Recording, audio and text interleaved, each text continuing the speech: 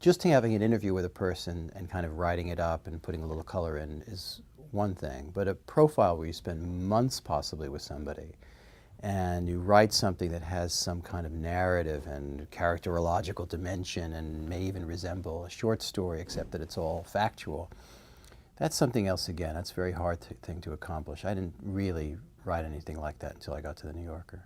The profile was something really invented. The term was invented at the New Yorker long ago.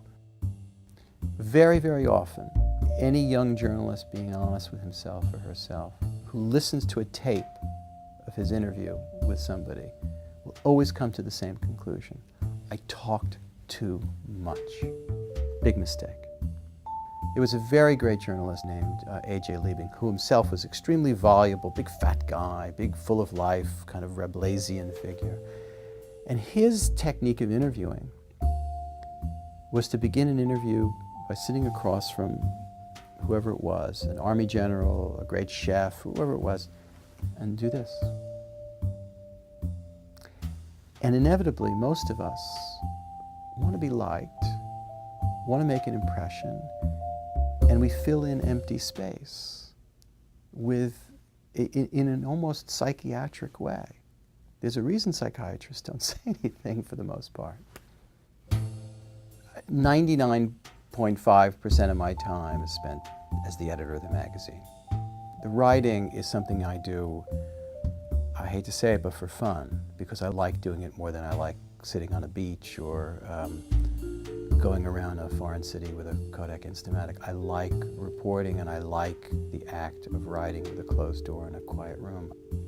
Sometimes when I'm preparing to write a profile and trying to reacquaint myself with the form, I'll read some things that I've read many times before.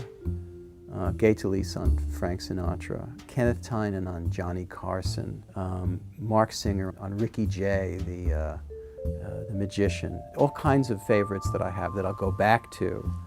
They suggest to you possibility. But I don't have very much time for it, and I have to kind of pick and choose very, very carefully. Much more recently, I have a piece about Bruce Springsteen, a subject that I came to in, what time is it? It's about 11 o'clock in 1973. I decided to try to write about someone who really is one of the biggest rock stars alive and has been doing this for 40 years, and who's now surrounded by what happens to you when you've been at something for 40 or 50 years. People start to get older, and they get sick, and they die, like Clarence Clemens, and it affects your work. You become a different human being. I wanted to write about that. I'm not writing for the subject. I'm not writing this piece to make Bruce Springsteen like me, or his manager, or I'm writing it because I'm trying to imagine the 4 or 5 people whose opinion that I value. It's always valuable to have that. I'm writing for them. Let me be honest with you. You're failing all the time, all day long, all week long, all year long. And when you can write something, publish something, do something out of the ordinary that is a little funnier or a little more insightful or artful, maybe you don't disappoint. But I think constant disappointment is a very good spur to sometimes doing something halfway decent.